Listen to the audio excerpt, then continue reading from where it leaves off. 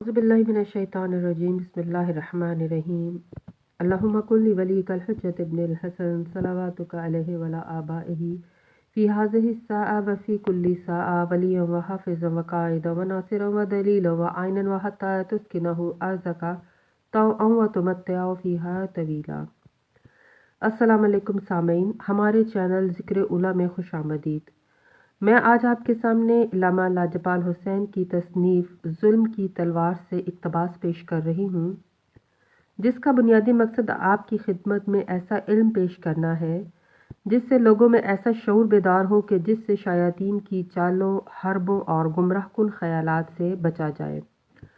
अगर आप इस किताब का मुकम्मल मुताला करना चाहें तो इस किताब की PDF को हमारी वेबसाइट www.idarakatumulauliya.com से फ्री डाउनलोड कर सकते हैं। तालूत और जालूत के हालात। बनी इसराइल की नाफरमानियों पर अल्लाह ने उन पर किस बादशाह को मुसल्लत किया? जालूत से निजात के बाद किसको बनी इसराइल पर बादशाह मुकर्रर किया गया? ताबूत सकीना बनी इसराइल को कैसे हासिल हुआ? अल्लाह ने ताबूत सकीना बनी इसराइल से क्यों उठा लिया?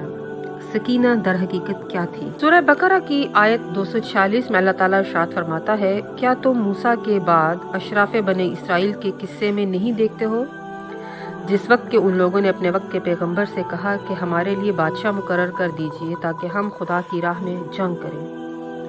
अली बिन इब्राहिम वगैरह ने बसनद हाय सही व हसन इमाम मोहम्मद बाकिर अलैहिस्सलाम से रिवायत की है कि हज़रत मूसा के बाद बनी इसराइल ने बेहद गुनाह किए और दीन खुदा में तगय्युर पैदा कर दिया और खुदा के हुक्म से सरताबी की और अपने पैगंबर की जो उनको अमरो नहीं करता था अतात ना की, तो खुदा ने जालूत को जो कबती बादशाहों में से था उन पर मुसल्लत किया, जिसने उन लोगों को जलील किया, उनके मर्दों को कत्ल किया और उनको उनके घरों से निकाल दिया, उनकी औरतों को कनीज बनाया, उनके मालो असबाब छीन लिए। तब वो लोग खुदा के रसूल के पास पनाह के लिए गए और फरियाद की कि खुदा से सवाल करें कि वो एक बादशाह हमारे लिए बना दे जिसके साथ हम काफिरों से राह खुदा में जिहाद करें। बनी इसराइल के दरमियान ये कायदा था कि पैगंबर एक ख़ानदान से होता था और बादशाह दूसरे ख़ानदान से, क्योंकि उस वक़्त खुदा ने बादशाही और पैगंबरी को एक ही ख़ानदान में नहीं जमा किया था। इस सबब से उन लोगों ने कहा हमारे लिए एक बादशाह मुकर्रर कर दें। उनके पैगंबर ने कहा कहीं ऐसा ना हो कि जब तुम पर जिहाद वाजिब किया जाए तो तुम ना लड़ो।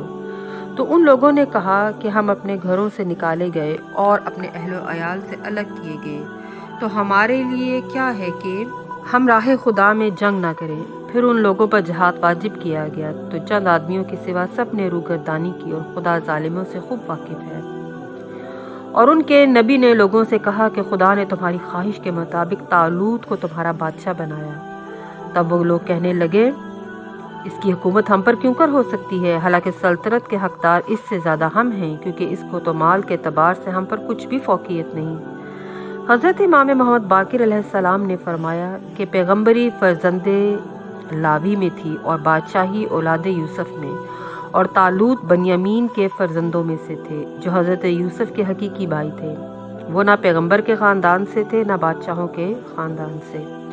उनके नबी ने कहा कि खुदा ने उसको तुम पर फजीलत दी है और इल्म जिसमें तुमसे ज़्यादा उसको कुशादगी अता फरमाई है, और खुदा जिसको चाहता है अपना मुल्क देता है, और खुदा बड़ी गुंजाइश वाला और वाकिफ कार है।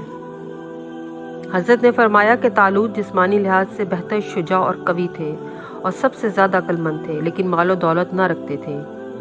इसीलिए उन लोगों ने उनको जलील समझा और कहा कि खुदा ने उसको माल में वुसअत नहीं अता की है। सूरह बकरा की आयत 248 में फरमाता है अल्लाह के उनके पैगंबर ने उनसे कहा कि इसकी बादशाही की खुदा की तरफ से ये शनाख्त है कि तुम्हारे पास वो संदूक आ जाएगा जिसमें तुम्हारे परवरदिगार की तरफ से तस्कीन देने वाली चीज़ें और उन तबरुकात का बाकी मानदा होगा जो मूसा और हारून की औलाद यादगार छोड़ गई, और इस संदूक को फरिश्ते उठाए होंगे और तुम्हारे पास लाएंगे। अगर तुम ईमान रखते हो तो बेशक तुम्हारे वास्ते पूरी निशानी है।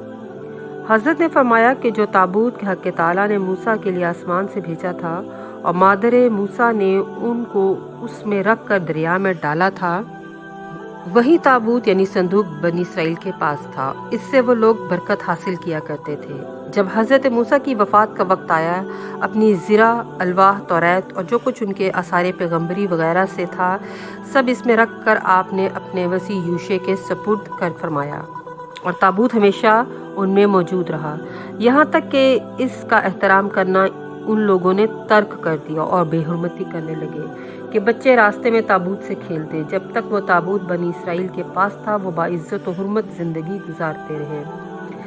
جب ان لوگوں نے بہت گناہ کیے اور تابوت کی بے حرمتی کرنے لگے تو خدا نے اس تابوت کو ان کے درمیان سے اٹھا لیا، اور اب بادشاہی طالوت کے وقت اس تابوت کو ان کے لیے ظاہر فرمایا، اور حدیث صحیح میں فرمایا ہے کہ ملائکہ تابوت کو بنی اسرائیل کے پاس لائے۔